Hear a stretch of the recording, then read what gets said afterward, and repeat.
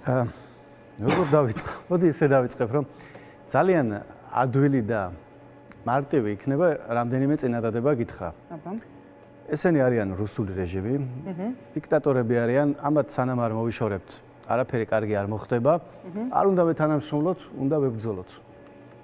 მორჩა.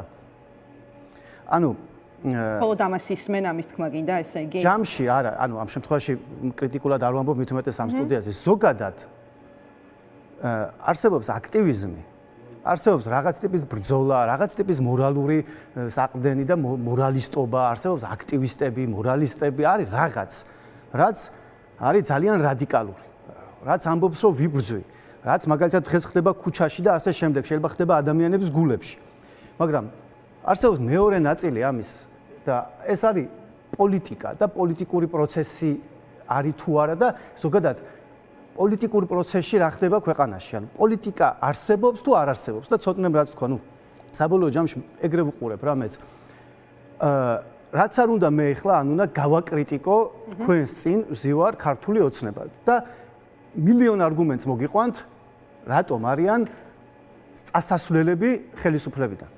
და სულ მცირე იმას გეტყვით, რომ ბათუმში ხიმშიაშვილის გამზირზე ისეთი კორპუსები ააშენეს 50 წუთი რიგში ხარ ლიფტის. არ ვიცი, ეგეთი რამე არ მინახავს ტურისტულ ქვეყანაში, რომ 50 წუთი ლიფტის რიგში იყო. და შემიძლია დავასრულო იმით, რომ 11 ტონა ფული ვიღაცამ გაათეთრაო და დღემდე არ ვიცით ეს კახა კოტორაშვილმა რა და როგორ გაათეთრა. უბრალოდ გავაკრიტიკებ მე ივანიშვილს. შემიძლია მოგიყვეთ, მე რა კარგი წარმოდგენები მაქვს იმაზე, როგორ უნდა იყოს და იმართებოდეს ქვეყანა, მაგრამ 2026 წლის თებერვალია. წინა წლის თებერვალთან შედარებით უფრო ძლიერები ვართ პოლიტიკურ ნაწილში? ან უფრო მეტად არის იზოლირებული ქართული ოცნება? ჩემი აზრით არა. როდის იყო არჩევნები? 2024 წელს. რომელი წელია ახლა? 2026. რომელი წელი მოდის შემდეგი არჩევნები? გინდა ვადამდელი იყოს და გინდა ვადიანი 2028-შია. მე მაქვს შეკითხვა. ვინც ამბობს, რომ ესენი არიან რუსები, ოკუპირებული ვართ რუსების მიერ, ჩეჩნეთი ვართ, მორჩა, საქართველოს სუვერენიტეტი დაკარგა, მაშინ რატო არ გავდივართ ტყეში და ვიბრძვით? მაშინ რა ვიცი, პარტიების დაარსებას აზრი არა აქვს, ეხლა რუსეთში თუ ცხოვრობთ და რუსეთის ბიუჯეტს თუ ვავსებთ გადასახადების გადახდით, მაშინ რატო არა ვართ პარტიზანურ ბრძოლაში? ან თლად ეგრეც არა ვართ, მაგრამ რიტორიკულად ვამბობთ? კარგი. მეორე მხრივ, ვინც ამბობს, რომ აზრი არა აქვს არჩევნებს და ესენი უნდა მოვიშოროთ. რამდენი სამთვიანი კამპანია ქონდა იმ ხალხს 4 საათზე ვიწყებ და ვამთავრებთ. თელმა ერმა და ბერმა გაიგო, ვისაც გინდათ ივანიშვილის მოშორება, გამოდითო. რამდენი კაცი გამოვიდა? მაქსიმუმ 20,000 და მაქსიმუმ 200 დაეჯაჯგურა ღობეს. ის ვინც ახლა გარეთ არის და ციხეში არ არის და ამბობს, რომ იცი რა, მშვიდობას აზრი არ აქვს და რაღაცა ძალით უნდა რაღაცას მივახცოთ. ღობეს რატო არ დაეჯაჯგურა და რევოლუციის რატო არ იწამა, ხო? ეგ შეკითხვა არსებობს და ჯამში იმის თქმა მინდა რომ იმიტომ რომ ნაცების არ ჯეროთ. გავიგე. ხო და ანუ ამბობ რომ ქოცებმა უნდა მოაწყონ რევოლუცია. არა, რატო უნდა ნაცების და ქოცების არ არსებობს. არა, სხვებმა, გავიგე. ანუ უნდა ველოდებით რევოლუციას, გავიგე. მე ამის არ მჯერა რომ ეხა ვინმე ელოდება რევოლუციას. და ჯამში ამბავი არის ის, რომ პოლიტიკოს რაღაცა გადაწყვეტი რაღაცისკენ უნდა მიდიოდე რა. რო ხსნი, რომ ცუდები არიან, გავიგე. რო ხსნი, რომ შენ კარგი ხარ, გავიგე. ამის მერე რას ეუბნები ხალხს, რომ რევოლუცია მოვაწყოთ? არა. არჩევნებზე წავიდეთ და ამას აქ არის მთავარი კითხვა. რომ 2024 წელს ითქვა, რომ არჩევნები გაყალბდა, დაიწერა შედეგები, არანაირი აზრი ამას არ ქონდა და მანდატების 60% აიღო ოცნება. 2024-ში. ერთწლიანი კამპანია იყო, რომ ამ ქვეყანაში არჩევნებს აზრი არ აქვს. იყო ეს უკვე 2025. ამან გამოიღო შედეგი და მანდატების 95% წაიღო ქართულმა ოცნებამ. ხო და ეხლა მაქვს შეკითხვა. აი, შემდეგი არჩევნები რო დაინიშნოს 26 წლის შემოდგომაზე, 27 წლის შემოდგომაზე თუ 28 წლის შემოდგომაზე. რას ვეუბნებით ხალხს, რომ ხალხო არჩევნებზე წამოდითო, ამას ვეუბნებით? არა, პასუხი აქვთ, რომ ამ პირობებში, პოლიტიკურ პირობებში ივანიშვილის წესები. ანუ არჩევნებზე არ გადის ოპოზიცია? ხო და რევოლუციას არ აწყობ. არჩევნებზე არ გადიხარ, რა არის მესამე გზა? და მე ვიცი, რასაც ამბობენ მესამე გზა. მესამე გზაზე ამბობენ არ თანამშრომლობის გზა. კი, და გზელვადიანი პროტესტი, ლეგიტიმაციის კრიზისი. 2 წელია თითქმის 2024 წლის არჩევნებიდან წელიწად ნახევარი გავიდა. ყველა სამინისტროს ვეთანამშრომლებით, გაზრდილ ჯარიმებს ვიხდით, რომელიც პარლამენტმა დააწესა, შსს-ს ვეთანამშრომლებით, პენტენსიურ სისტემას ვეთანამშრომლებით. ფინანსთა სამინისტრო გადასახადებს იღებს გადამეტებულად. არ ვიცი, არ თანამშრომლობა რამდენი კაცი და რაში არ ეთანამშრომლობა. არანაირი პიროვნული ანტიპათია არ მაქვს, მაგალითად ბიზნესმენ ჭყონიას მიმართ, პირიქით, სიმპათიები მაქვს, მაგრამ ეს არის ყველაზე მეტად კრიტიკულად განწყობილი საზოგადოების მხარდაჭერი ბიზნესმენი, რომელიც ამაყობს იმით, რომ 400 მილიონამდე გადაიხადა ბიუჯეტში.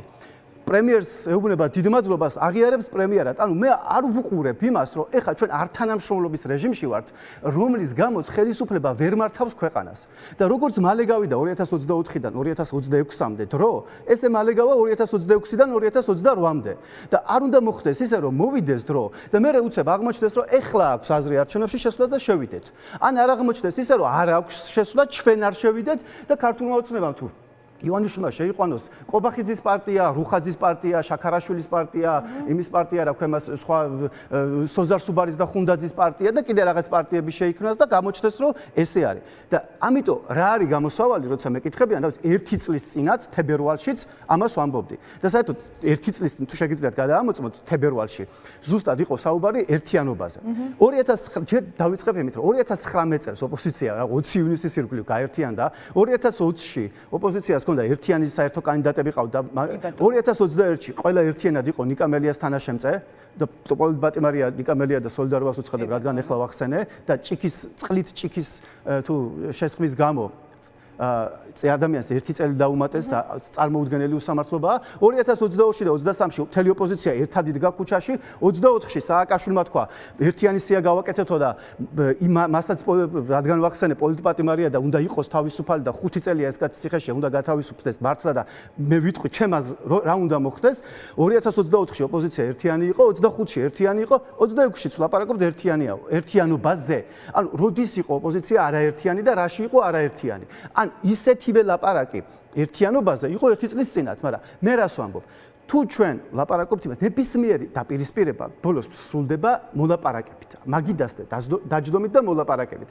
რა ვიცი, გერმანიამ რო გამოაცხადა კაპიტულაცია, ბოლოს დაჯდა, დასხდნენ და მოილაპარაკეს, იმიტომ რომ მოლაპარაკების გარეშე ომი გრძელდება და შენ თუ წააგე და მე ხელს რამეს არ აწერ შეთანხმებას თუ დაც კაპიტულაციას, მე არ ვამბობ რომ კაპიტულაციას უნდა მოვაწეროთ ხელი, მაშინ ეს არის შენი არსებობას უქმნის საფრთხეს.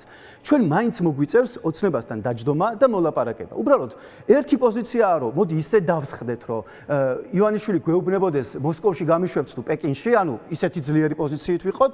მეორე მხრივ ივანიშვილი ამბობს რომ ისე დავსხდეთ რომ თქვენ გვეუბნებოდეთ ციხეში გაგიშვებთ თუ ქვეყნიდან, ხო? მაგრამ მე ვამბობ რომ იქნება და რამე შუალედური გამოსავალი არის აპოვნი და შუალედური არის რომ ამ ქვეყანაში არჩევნები უნდა დაბრუნდეს. ანუ მაგალითად არსებობს შაბათის მარშები. რას ითხოვს შაბათის მარში? შაბათის მარში ითხოვს ივანიშვილი წავიდეს, ხელისუფლება გადმოგვაბაროს. პოლიტპატიმარი კი არა, მეტია, ანუ უსამართლობაზე ითხოვს 100%-იან გამარჯვებას. არა, რატო? ხელახალ არჩევნებს ითხოვს, სამართლიან პირობებში და უსამართლობაზე ითხოვს გამარჯვებას. ანუ ხელახალი არჩევნები, პოლიტპატიმრების გათავისუფლება, სამართლიანი არჩევნები ბოლომდე და ხელისუფლების გადმობარება, ხო? ეს არის, ხო? თუ ამას ვერ აღწევ, შეიძლება თუ არა იფიქრო მინიმუმ იმაზე, რომ შუალედურად მოვილაპარაკოთ და არჩევნებს დაუბრუნოთ აზრი. რატო ვამბობ ამას? რაც არის ამ ქვეყანაში გარდაუვალი. ეს ვინ უნდა დაუბრუნოს ივანიშვილმა თუ ჩვენ ვინც ვართ კრიტიკული საზოგადოება უნდა დავფიქრდეთ ერთ რამეზე. აი ეხლა 2026 წლის თებერვალში ჩვენ გვჯერა რომ ისეთ საგარეო პოლიტიკურ სიტუაციაში ვართ. როდესაც ტრამპი საუბრობს იმას, რაზეც საუბრობს, უკრაინაში ხდება ის, რაც ხდება და ასე შემდეგ, ისეთ საგარეო პოლიტიკურ ვითარებაში ვართ ეხლა ჩვენ და ისეთ საშინაო პოლიტიკურ ვითარებაში ვართ, რომ სწორი არის ფსონის იმაზე დადება, რომ ეხლა მალე ივანიშვილი გაიქცევა, ან ამას ვამბობთ და მათ შორის შევადაროთ, აბა თუ ძლიერდებით ბოლო 1 წელიწადში თუ გავძლიერდით. ანუ ვამბობთ, რომ შეიძლება ჩვენ ამ ბრძოლით სახელად 2024, იმიტომ რომ ვერ მოვიგოთ და მოდი 24 წლის ბრძოლა დავხუროთ, რაღაც შეთანხმება დავდოთ და მოვემზადოთ 2028 წლის ბრძოლისთვის. დღეს ოპოზიციური პოლიტიკური კლასი ვართ 2024 წელს. ანუ ჩვენი განცდები, ჩვენი ფიქრები, ჩვენი შინაარსები არის რომ ვიღვიძებთ 2024 წელს ვართ. ივანიშვილი არის 2026-ში, მალე არის 2028 და ისი არ მოხდეს რომ 2028 მოვიდეს და ჩვენ ვიყოთ ისევ 2024-ში და მთლიანად თამაშგარე სიტუაციაში. ამიტომ როდესაც ახალი პარტია დაფუძნდება თუ ვიღაც სიტყვის რომ ხელისუფლებას ვაკრიტიკებ, ესე კარგად და ასე შემდეგ, მთავარი მიმართულება არის ასაღები. რას ვაკეთებთ? ეხლა ქუჩით ივანიშვილს გავაგდებთ, ამის გჯერა და ამას ვაკეთებთ. კი ბატონო. თუ ხვდებით რომ რაღაც სხვა გვაქვს მოსაფიქრება. აუცილებლად